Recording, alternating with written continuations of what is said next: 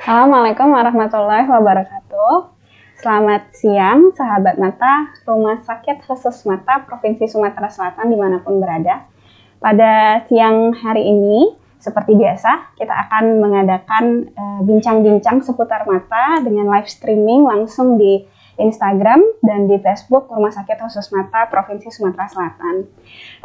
Pada siang hari ini, kita sudah kedatangan narasumber, ini dokter spesialis mata, Dr. Hamidin. Selamat siang, Dok. Selamat siang. Bagaimana kabarnya, Dok? Alhamdulillah baik. Baik ya, Dok ya. Alhamdulillah. Baiklah, kali ini kita akan membahas topik yang cukup menarik ya, Dok, yaitu tentang pemberian obat mata di bulan puasa. Namun, Dok, sebelum kita masuk membahas topik, ini bagi sahabat mata yang mau bertanya atau nanti menuliskan pertanyaan bisa langsung di kolom komentar yang ada di Instagram maupun di Facebook. Nah, Dr. Hamidin, sebelum kita membahas pemberian obat mata di bulan puasa, kayaknya ada baiknya kita sharing sedikit nih, Dok, soal pemberian obat mata secara umum ya, Dok. Mengingat pemberian obat mata sendiri yang baik dan benar itu merupakan salah satu kunci keberhasilan ya, Dok, dalam pengobatan berbagai penyakit mata. Ya, benar sekali. Mungkin bisa dijelaskan sedikit, Dok, dari jenis atau sediaan obat mata yang biasa sering kita pakai selama ini itu apa aja, Dok? Ya, baik. Sebelumnya saya ucapkan selamat siang. Assalamualaikum warahmatullahi wabarakatuh. Buat sahabat mata semua. Pertama-tama saya ucapkan kepada sahabat semua selamat menjalankan ibadah puasa. Ya.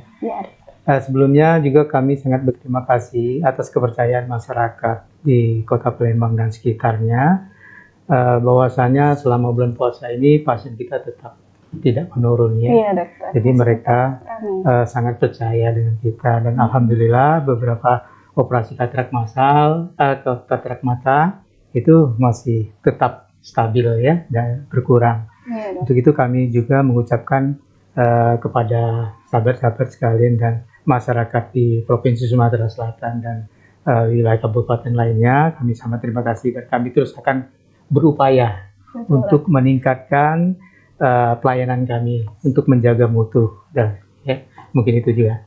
Nah, baiklah, sediaan obat mata ini yang paling banyak kita gunakan secara obat yang topikal. Topikal itu artinya obat langsung diberikan kepada mata, apakah itu berupa tetes mata atau salep mata. Dan juga ada beberapa obat yang digunakan secara suntikan. Kemudian yang suntikan itu memang memerlukan tindakan di meja operasi dan kemudian juga ada beberapa obat yang diberikan secara oral ya. Apakah itu dalam bentuk sediaan tablet maupun dalam sediaan sirup. Nah, jadi itu. Untuk obat-obat mata biasanya yang paling efektif itu sediaan yang kita berikan dalam bentuk tetes mata yang kebanyakan dan juga ada sediaan salep seperti itu. Oke, baik, Dokter. Jadi banyak jenisnya ya, Dok ya. Iya. Dari tetes, salep, suntik dan obat makan pun ada, Dok, untuk penyakit mata ini. Nah, untuk cara penggunaannya nih, Dok, mungkin satu persatu dari tetes nih, Dok. Itu cara pakainya sebenarnya yang benar dan baik itu bagaimana sih, Dok? Ya, jadi begini. Ada obat yang diberikan secara tetes dan ada obat yang diberikan secara salep ya. Nah, pemberian obat ini diindikasikan kepada beberapa penyakit tertentu ya. Tidak semua diberikan dalam bentuk tetes dan ada beberapa yang lebih efektif diberikan karena salep. Nah, perbedaan tetes dengan salep ini, kalau obat tetes itu diberikan bisa saja setiap jam sekali, tidak masalah karena kandungan obatnya itu dia cepat larut dan cepat diserap. Sedangkan pemberian salep itu biasanya kita untuk pemberian dalam jangka waktu yang agak lebih lama dibanding obat tetes. Karena dia bahannya itu agak lambat dan bisa bertahan di permukaan mata. Ya. Nah, jadi kalau misalnya pemberian salep bisa saja salep itu diberikan dalam tiap jam dua kali sekali, 4, 6, 7 atau bahkan setiap jam. Sedangkan pemberian salep biasanya umum lazimnya kita berikan 1 kali sehari atau 2 kali atau 3 kali sehari, tergantung dari jenis penyakitnya. Seperti itu. Nah, biasanya pemberian obat-obat tetes itu biasanya kita berikan dibanding obat salep tuh kita akan lebih memberikan obat tetes dulu karena dia lebih cepat larut, cepat diserap. Kemudian setelah pemberian salep beberapa menit baru kita kasih salep. Nah, kalau seandainya pemakaiannya berbarengan antara obat tetes dengan obat salep. Oke, dokter. Ya. Kalau untuk cara pakainya nih, dok. Ya. Yang benarnya apa ditetes langsung di tengah mata, dok, atau harus ditetes di bagian bawah atau di bagian atas gitu, dok? Ya, begini. Memang untuk pemberian tetes mata ini memang harus ada aturannya ya. Jangan sampai nanti setelah diberikan efektivitasnya tidak bagus ya. Jadi kalau untuk pemberian obat tetes mata, biasanya kita teteskan pasien kepalanya kita tonggak ke atas, kemudian kita tarik kelopak mata bawah, kemudian kita tetes. Nah, pemberian obat tetes ini sebaiknya ya di tengah atau di pinggir sebelah kiri, jangan sebelah kanan, karena di sebelah tengah ini ada istilahnya punktum lacrimal, itu ada saluran rongga ke hidung. Jadi efektivitasnya itu akan berkurang atau keluar melalui rongga saluran tersebut ya. Jadi sebaiknya diberikan di tengah atau di samping sebelah. Di samping di arah luar dari bola matanya. Bagian luarnya. Oke, dokter. Kemudian untuk pemberian salep, biasanya pemberian salep itu kita diberikan kita tonggak ke atas seperti tadi, kemudian kita tarik kelopak matanya ke bawah, kemudian kita berikan juga sedikit, kemudian tutup. Nah, untuk menutup ini kita tutup selama 1-2 menit, biarkan dulu obatnya itu beredar dan biasa dia akan menyebar ke seluruh permukaannya. Jangan begitu langsung dicerna, langsung dihapus, itu nanti efeknya akan berkurang. Dok ya, berarti harus ditahan sekitar 1-2 menitan, dok ya. Nah, biasanya pemberian obat-obat ini biasanya bisa minta bantuan orang lain atau keluarga terdekat, atau kalau seandainya memang tidak bisa, ya bisa juga dilakukan sendiri. Tapi dengan artian kita memberikan cara yang benar tadi. Ya. Pada prinsipnya tadi, dok ya, kepalanya agak dicuna sedikit, lalu ditarik kelopak mata bawahnya, baru dimasukkan obatnya. Dok ya. Nah, dok, ini banyak opini di masyarakat nih, dok, katanya apa benar kalau obat tetes itu semakin banyak diteteskan justru semakin bagus gitu, dok? Gimana pendapatnya, dok? Jadi begini, setiap obat itu ada kandungannya berapa mili. Dalam satu tetes itu ya kandungan obatnya itu sudah cukup sebenarnya. Tidak perlu harus banyak beberapa tetes. Jadi pemberian obat-obat mata itu biasanya 1 tetes. Cukup asal pemberiannya itu benar-benar masuk ke dalam mata. Kalau seandainya begitu waktu diteteskan mata kita mengedip, artinya obat tetesnya itu keluar kan di luar mata, itu boleh kita ulang lagi. Tetapi cukup 1 kali tetes saja. Karena kandungan obat itu sudah bagus di situ. Ya. Ada aturan dosisnya, berarti, dok ya. Berarti salah kalau semakin banyak semakin bagus, justru nggak boleh, dok, malah berbahaya, dok ya. Nah, dok, kira-kira nih, dok, jadi ada tips nggak, dok, hal-hal apa yang harus diperhatikan nih, dok, sebelum kita meneteskan obat mata atau pakai salep mata, atau adakah hal-hal yang nggak boleh kita lakukan, dok, saat menggunakan obat-obat mata ini? Ya, jadi begini, setiap melakukan obat apapun, pada prinsipnya kita harus cuci tangan dulu, bersih tangan, siapapun yang melakukan, apapun ceritanya sendiri ataupun keluarganya, sebelum pemakaian obat itu harus dicucikan tangan dulu, dibersihkan. Kemudian kita pastikan bahwa tidak memakai kalau misalnya ibu-ibu atau remaja-remaja memakai maskara dan sebagainya ya, atau misalnya pakai Esido, itu semua pada prinsipnya harus dibersihkan dulu sekitar permukaannya itu, pinggir-pinggir matanya, agar tidak terkontaminasi tetesan obat tadi dengan seperti maskara. Dan biasanya kalau seandainya itu terkontaminasi, kadang-kadang bisa menimbulkan reaksi-reaksi yang tidak kita inginkan seperti itu.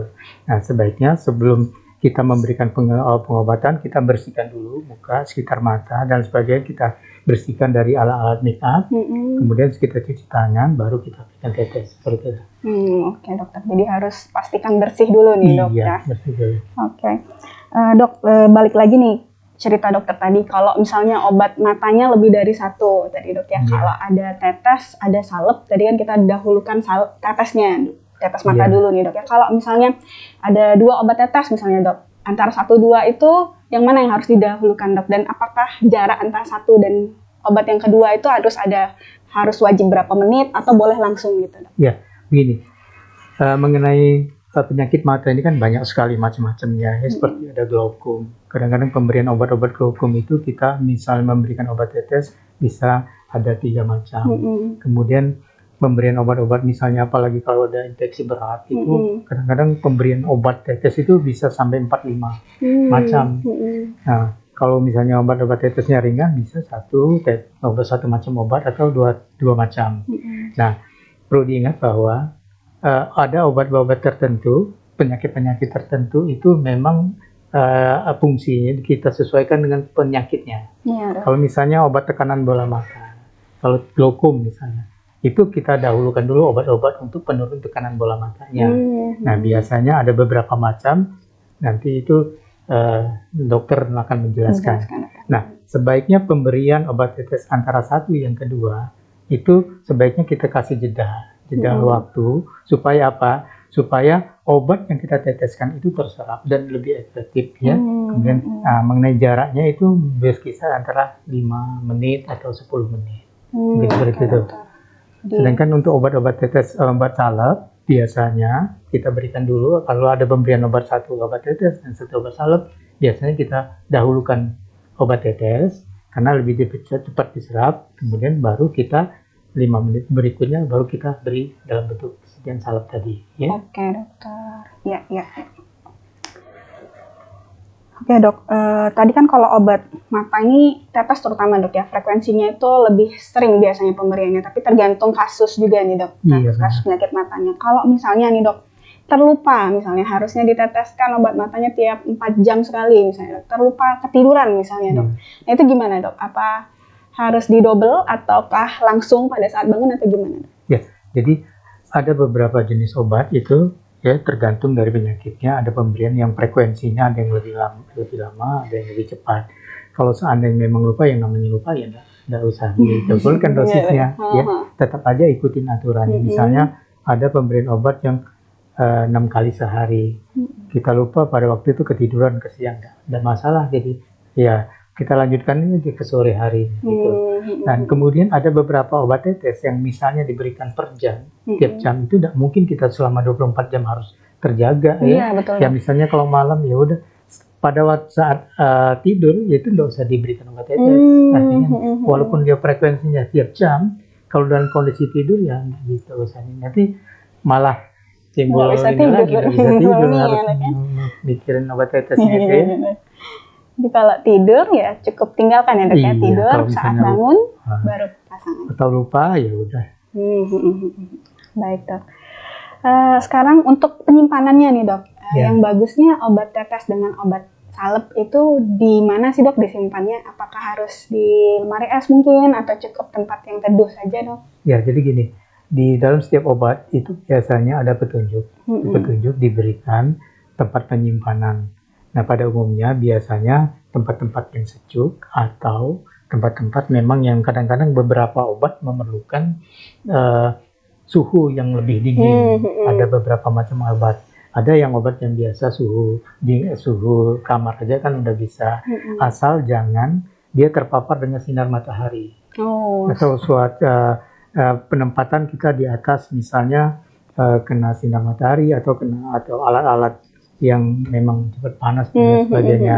Nah sebaiknya biasanya di suhu kamar atau kalau ada ini disimpan di lemari pendingin aja. Lebih aman. Ya.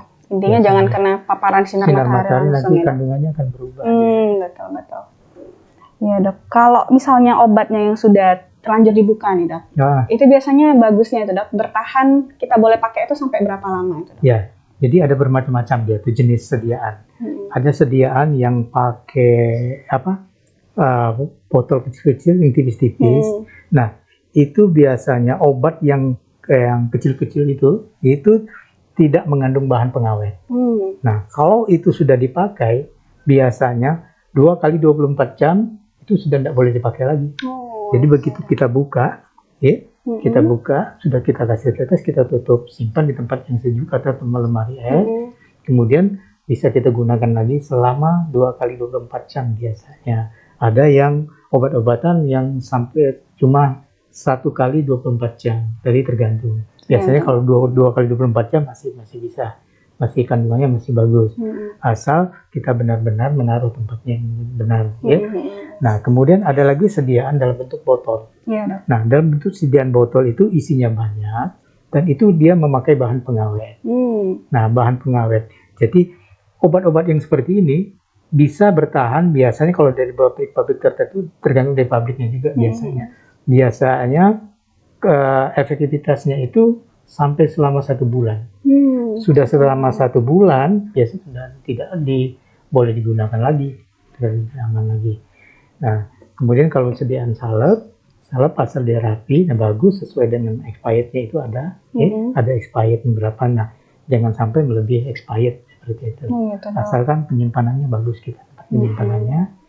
Prinsipnya yang penting penyimpanannya tadi, Dok, ya. Dan kemudian kita harus tahu juga tadi sediaannya. Sediaan apa dalam bentuk botol, apa yang kecil-kecil, karena beda. Itu tadi ya. Yang paling penting kadaluarsanya juga, Dok. Iya, lihat juga. Oke, Dok. Untuk obat tetes mata nih, Dok, kebanyakan itu masyarakat suka obat-obat tertentu yang dirasa cocok, nyaman, itu dipakai berulang-ulang gitu loh, Dok. Ada saran nggak nih, Dok, kira-kira obat tetes mata jenis apa gitu, Dok, yang bisa kita pakai untuk berulang, Dok, atau yang sebaiknya harus konsulkan ke dokter lagi, Dok, kalau untuk pemakaian obat jangka panjang gitu? Ya, jadi obat-obat ini kan ada obat-obat yang keras. Ada obat-obat keras, ada yang obat yang labelnya merah ya, obat keras, ada yang obat-obat yang labelnya hijau kuning, itu yang dalam seharian bisa dipakai. Nah, ada beberapa item obat harus hati-hati, nggak bisa obat itu sembarangan dipakai ke orang lain. Jadi pada prinsipnya begini, setiap obat, kandungan obat ini, ya obat, misalnya obat untuk suatu penyakit infeksi. Kadang-kadang obat ini apakah cocok dengan si A, belum tentu juga cocok dengan si B. Jadi itu pertama dia. Jadi sebaiknya kalau obat-obat yang keras ini harus sepengetahuan dokter matanya. Jangan sembarang-barang dipakai atau dikasihkan ke saudara, teman, tetangga karena penyakit seperti ini. Soalnya beda penyakit, beda obat. Beda obat, Dok, ya. Jadi bukan berarti penyakit. Jadi gini, ada kita pengalaman bahwa pasien datang berobat, dia beli obat di apotek, beli di apotek, ternyata setelah pemakaian obat itu dia tambah kabur. Ternyata obat-obat yang digunakan itu untuk melebarkan pupilnya. Nah, jadi setelah pemakaian obat itu dia kaburnya sampai bisa berapa, sampai 10 hari, 12 hari. Nah, jadi akibat salah pemakaian itu tadi yang pertama.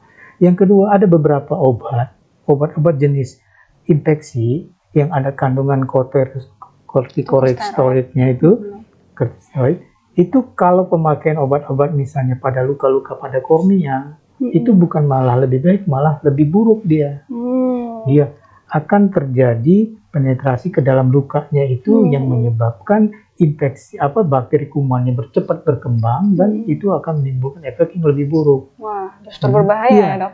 Jadi pada penyakit-penyakit tertentu yang memang ada itu harus hati-hati. Tidak boleh sembarangan obat itu dipakai kepada yang lain atau penyakit ini harus dengan obat ini. Ya, kecuali obat-obat yang memang misalnya sifatnya astringent itu ya, penyenggar mata atau apa, atau obat tetes air mata buatan. Nah, kalau obat-obat tetes air mata buatan itu biasanya itu lebih aman. Artinya bisa digunakan terus-menerus. Kalau seandainya memang kita kehabisan, kita bisa beli biasanya di apotek itu. Nah, tapi itu untuk jenis obat-obat yang ringan. Ya. Berarti pada prinsipnya balik lagi lebih baik konsulkan lagi ya, Dok, ke dokter matanya. Jadi begini, mata ini ibaratnya jendela dunia. Kemudian jaringannya itu yang sangat tipis sekali. Dan pemberian obat, walaupun kadang-kadang kita misalnya ini tidak masalah atau aman ya, tetapi perlu harus dikonsultasikan dulu, dilihat dulu gimana. Jangan sampai nanti lalai. Sebab ada beberapa penyakit, misalnya kalau kita misalnya dari panen padi, padi kan kita mukul tuh, itu menusuk ke mata. Nah kadang-kadang karena ringan sekali, awalnya itu ringan sekali. Kadang-kadang enggak apa-apa, kasih obat. Kalau tahu 2-3 hari penglihatannya jadi hilang, matanya jadi infeksi berat itu. Nah kalau seandainya itu terjadi, cepat segera periksa ke dokter. Kalau sudah diperiksa, biasanya sudah ditangani, alhamdulillah akan baik, pulih seperti semula. Nah kalau misalnya kita lalai tadi, menganggap sepele, kemudian ini enggak apa-apa, atau nanti dikasih air sirih, dikasih air kencing, di air susu dan sebagainya. Nah kadang-kadang malah akan menjadi tambah parah. Lebih baiklah kita periksakan segera daripada nanti menyesal di kemudian hari. Karena mata ini ya mau tidak mau ya itu tadi jendelanya dunia. Tanpa mata penglihatan kita tidak bisa menikmati apa-apa ya. Oke. Dok, mungkin ini kita lihat dulu dok, ada pertanyaan nih dari teman-teman sahabat mata. Ini dari @Nurseha Rahman. Pertanyaannya, kalau mata merah karena debu nih dok, apa boleh sering ditetes obat mata dok? Iya, jadi begini, mata merah karena debu. Sebelumnya terima kasih dulu pada Nurseha ya atas partisipasinya. Jadi begini, kalau kita berjalan di luar, kita tahu-tahu kena debu atau apa ya. Jadi jangan langsung dikasih obat tetes dulu sembarangan. Karena apa? Debu itu merupakan partikel-partikel yang kecil. Kalau menempel di kornea mata, kalau dia dikucek-kucek, itu akan menimbulkan lecet. Nah, lecet atau luka pada kornea mata. Nah, lecet pada kornea mata, kalau pemakaian obat-obat yang sembarangan, seperti tadi yang saya sebutkan, ada pemakaian obat-obat kortikosteroid ya itu, nah itu bukan malah menyembuhkan, akan lebih memperparah gitu. Kalau sebatasnya misalnya begitu kena debu atau apa, sebaiknya diperiksakan dulu ke dokternya, dilihat dengan menggunakan mikroskop. Nah di situ dilihat apakah ada defek atau ada lecet atau ada luka di korneanya. Kalau misalnya tidak ada, aman, tidak masalah. Boleh nanti pemberian obat-obat yang tadi. Kalau seandainya ada lecet, nah itu sangat berbahaya sekali. Seperti itu. Mungkin kalau seandainya memang kita tumbuhkan, kalau misalnya ada tidak enak, merasa mengganjal, ya, ada terasa mengganjal, terasa perih, sakit, tiba-tiba, nah itu sebaiknya diperiksakan dulu. Tapi begitu kita tunggu di rumah, jangan dibilas apa-apa, kita tarik sini, kita pejamkan aja. Kemudian kita kedip-kedipkan, kalau seandainya tidak merasa ada ganjelan di kelopak mata, itu tidak masalah. Kita beri obat yang ringan saja, ya. Tapi kalau misalnya ada terasa ganjel, jangan dicoba-coba dikasih obat tetes mata, sebaiknya langsung diperiksa. Ya dok ya. Oke dok, memang itu tadi jawabannya dok ya. Jadi harus dilihat dulu ada keluhan lain atau enggak nih dok ya. Kalau memang ada keluhan lain asal mengganjal, baiknya diperiksakan dulu untuk memastikan korneanya itu tidak luka ya dok. Iya benar. Oke. Baik, pertanyaan kedua nih dok, dari @Devalili. Halo dokter, selamat siang. Selamat siang Devalili. Saya mau bertanya nih dok, kalau misalkan sudah meneteskan mata, apakah boleh menggunakan tisu basah dok untuk membersihkan bagian mata? Terima kasih dokter. Oke. Memang untuk membersihkan di sekitar bola mata ini kan sangat sensitif sekali. Ada beberapa tisu yang memang dia ada mengandung serat-seratnya itu yang kadang-kadang kurang bagus.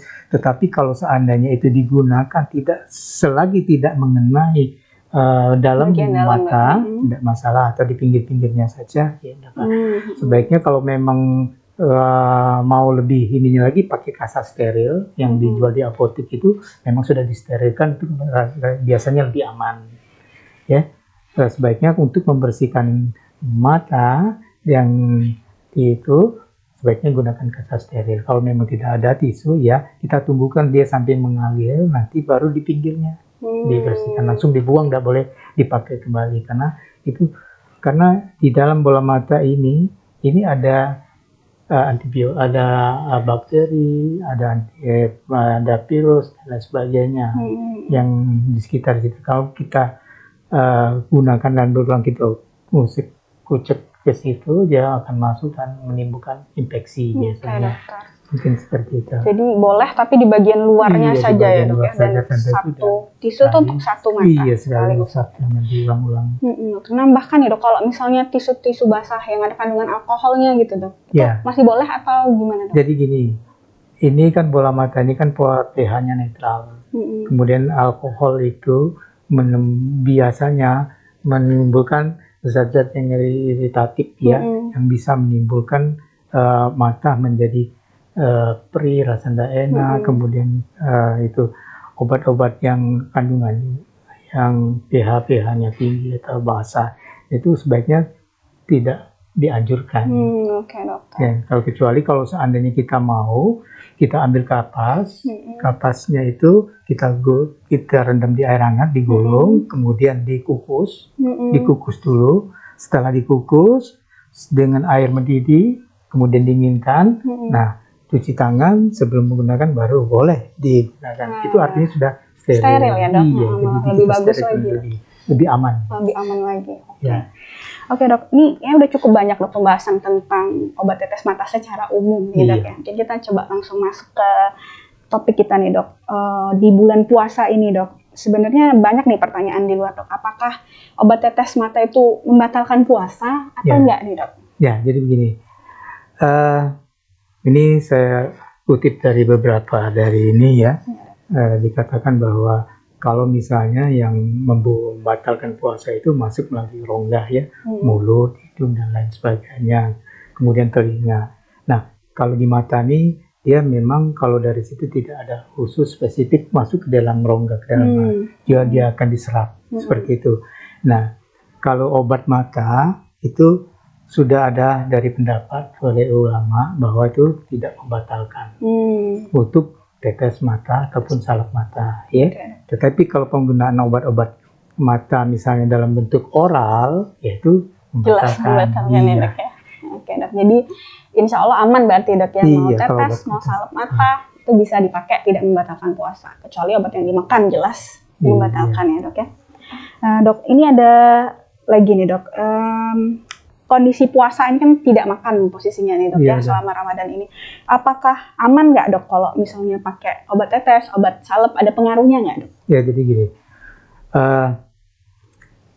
untuk puasa ini kan kita di dalam bulan puasa kan sebelumnya kan kita sudah harus menjaga stamina atau apa. Sebenarnya untuk pemberian obat-obat tetes selama bulan puasa sih tidak masalah, tidak masalah, aman-aman saja. Kecuali pada suatu tindakan-tindakan tertentu, misalnya operasi katarak, ya, operasi glaukom, operasi bengkak-bengkak kalsium atau lintikan seperti itu, ya. Nah, biasanya untuk tindakan awal memang kita tidak dianjurkan untuk puasa, karena apa? Kita pada waktu tindakan di operasi itu kan tekanan bola mata, kemudian tekanan darah dan lain sebagainya kita pantau, dan pemberian obat-obatnya. Dan juga mengenai efek-efek samping kalau terjadi komplikasi atau apa, sebaiknya itu tidak dianjurkan. Nah, setelah operasi ada lagi pemberian obatnya. Biasanya kita pemberian obat-obat mata itu dalam bentuk antibiotik dan obat-obat untuk anti peradangan. Itu biasanya kita berikan dalam bentuk pemberian 2 kali sehari. Artinya setelah operasi katarak mata bisa itu mereka melakukan ibadah lagi setelahnya, ya. Jadi pemberian obat itu kita makan sebelum sesudah buka atau sesudah sahur. Kemudian obat-obat tetes mata ada yang beberapa kali, 6 kali itu diberikan, itu tidak membatalkan. Jadi jangan khawatir kalau misalnya ibu-ibu, bapak-bapak atau saudara-saudara, ya, sahabat-sahabat rumah sakit mata, kalau memang ada keluarga atau siapa yang mau operasi mata, silakan. Jadi memang pada awal-awalnya itu saja, pada saat operasi saja. Kalau untuk itu setelahnya besoknya dia bisa menjalankan ibadah puasa. Oke dok, termasuk yang operasi yang one day care dok, yang Iya. sehari pulang itu dok? Yang sehari pulang ya. Eko atau lasik gitu dok ya? Lasik atau apa ya bisa. Kalau misalnya untuk operasi lasik itu yang memang ringan sekali. Iya seperti itu tadi. Karena operasinya yang cepat sekali dan tidak biasanya jarang menimbulkan efek yang lainnya ya. Kalau dia mau puasa sih tidak masalah, bisa, dok, ya? artinya masih bisa dilakukan. Gitu. Oke dokter. Ini ada pertanyaan lagi nih dok, pertanyaan ketiga dok dari @carolita_dwp ini dok. Dokter, apakah boleh menggunakan obat tetes mata yang ada di apotek untuk ibu hamil nih dok? Jadi untuk ada beberapa obat-obat yang pemberian obat-obat itu, obat-obat tetes mata itu pada ibu-ibu hamil itu memang sangat tidak dianjurkan dan harus sepengetahuan dokternya. Kenapa? Kita khawatirkan obat-obat tersebut, ya, pemberian obat apapun, bukan mata saja, obat-obat yang lain, karena pada masa kehamilan yang trimester pertama itu terjadi pembentukan organ. Nah, kita khawatirkan terjadinya penyimpangan pada janinnya. Nanti kalau untuk ibu-ibu hamil sebaiknya periksakan dulu segera ke dokter matanya, apakah benar-benar perlu obat itu, apakah cukup dengan perawatan biasa saja. Jadi ada beberapa obat yang memang bisa diberikan, tapi ada beberapa obat yang tidak bisa sama sekali, justru membahayakan. Sebaiknya kalau memang lagi hamil, lebih baik dikonsultasikan ke dokter matanya. Oke dokter dok, lebih amannya langsung konsultasi ya dok ya, karena ada beberapa obat yang mungkin teratogenik kali dok ya, yang bahaya untuk janin dan juga untuk ibunya dok ya. Oke dokter, lanjut nih dok, kalau obat mata yang dimakan nih dok, yang dilakukan secara oral nih dok, selama bulan puasa ini apakah ada perubahan waktu pemberian atau seperti kata dokter tadi kebanyakan pada saat sahur sama pada saat buka dikonsumsi? Ya, jadi biasanya ada beberapa obat yang diberikan per 3 kali, ada yang 2 kali, ada yang tergantung. Jadi kita lihat dulu apakah penyakit ini merupakan suatu infeksi yang berat, apa yang sangat berat yang memang memerlukan obat-obat dan tidak bisa kita jeda waktunya, ya. Itu sebaiknya kita yang namanya penyakit emergensi, penyakit keras, ya mau tidak mau ya memang kita harus membatalkan puasa karena kita bisa menggantinya dengan hari yang lain, ya, di bulan yang lain. Nah, tetapi ada beberapa obat yang seandainya pemberiannya 2 kali, yaitu tetap bisa kita menjalankan ibadah puasa. Jadi pemberiannya setelah kita makan sahur tadi dan habis buka makannya obat. Jadi puasanya tetap jalan, pengobatan tetap jalan. Lanjut, ya, begitu. Oke dokter. Ya dok, ini ada pertanyaan lagi dok, yang keempat dari @ririsnara23. Dok, saya mau tanya, sudah 3 bulan ini mata anak saya itu merah dan sedikit menonjol keluar dok. Sudah diperiksa ke salah satu rumah sakit di Palembang dan didiagnosa dokter mengidap retinoblastoma.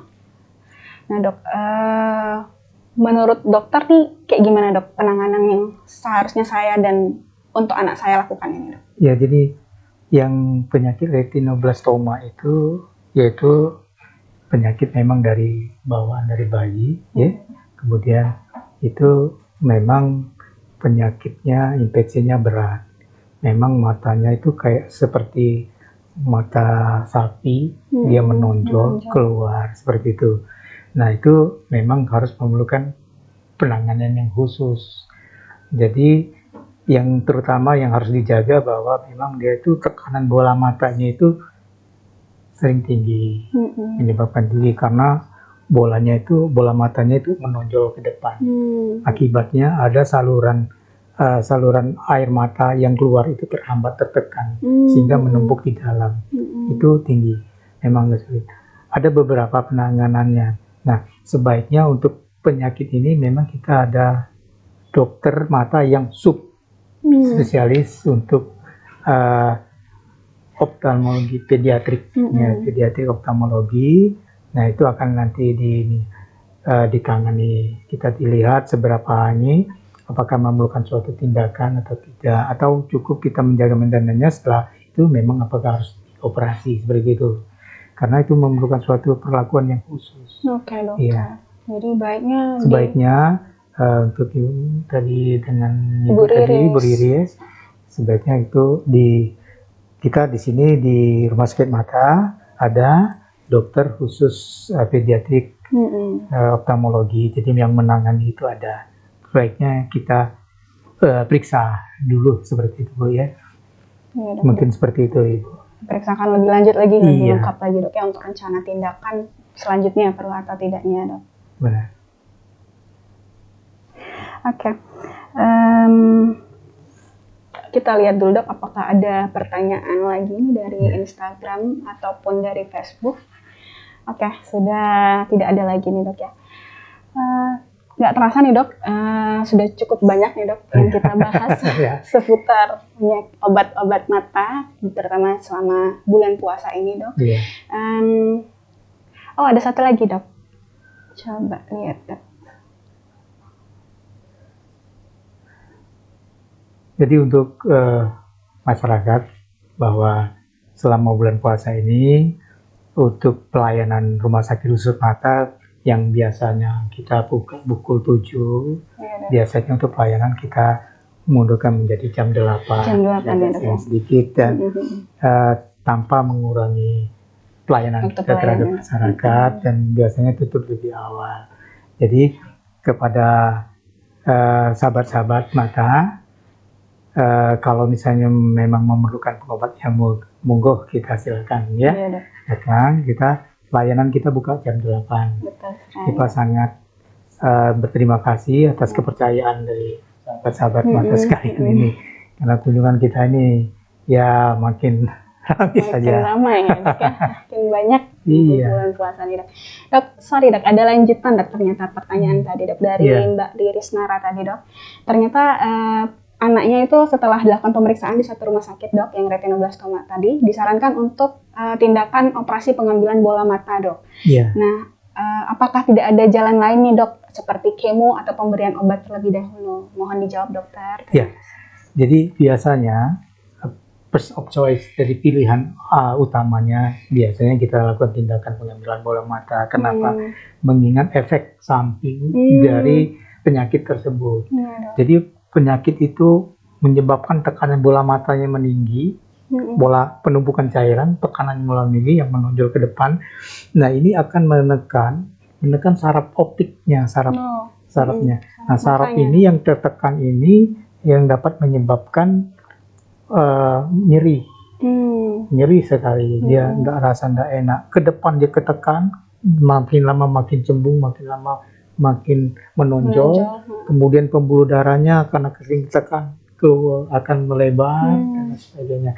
Nah, mengingat efek itu tadi, yaitu memang pilihannya seperti itu.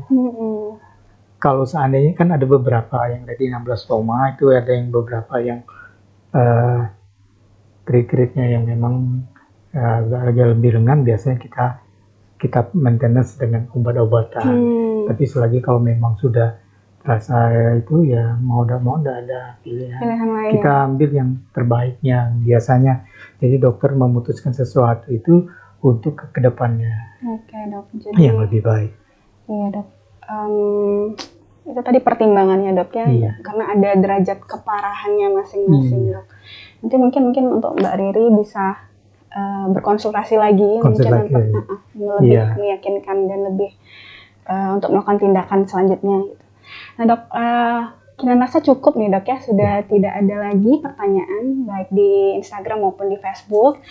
Kita tutup untuk bincang-bincang kita pada siang hari ini, dok. Terima kasih sebelumnya untuk Dr. Hamidin atas sharing ilmunya, sangat bermanfaat sekali. Semoga juga bisa bermanfaat untuk sahabat mata dimanapun berada. Nah, bagi sahabat mata yang masih ingin mengajukan pertanyaan, itu nanti masih tetap boleh menuliskan pertanyaannya di kolom komentar baik di Facebook maupun di Instagram. Nanti insya Allah akan disampaikan dan akan dijawab. Pada siang hari ini diskusi kita tutup.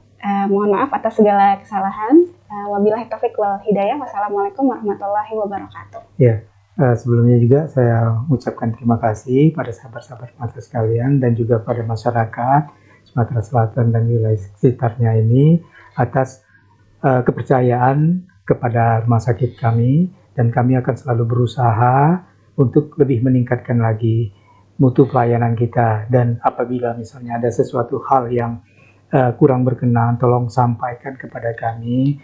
Mungkin kami akan mencoba untuk memperbaiki dan sebagainya, ya. Dan kami akan selalu berusaha untuk ke depan untuk masyarakat Sumatera Selatan dan sekitarnya, provinsi yang lain juga kadang-kadang masih banyak yang ke sini, ya. Kami sangat berterima kasih sekali, dan saya ucapkan juga terima kasih atas kesempatan yang diberikan kepada saya untuk memberikan ini. Dan jangan sampai kita harus kalau misalnya ada sesuatu apa-apa boleh kontak langsung, ya. Dan saya akhiri, apabila ada salah-salah kata saya mohon maaf kepada Allah Subhanahu wa Ta'ala. Terima kasih. Wassalamualaikum warahmatullahi wabarakatuh. Selamat siang dan salam sejahtera. Terima kasih.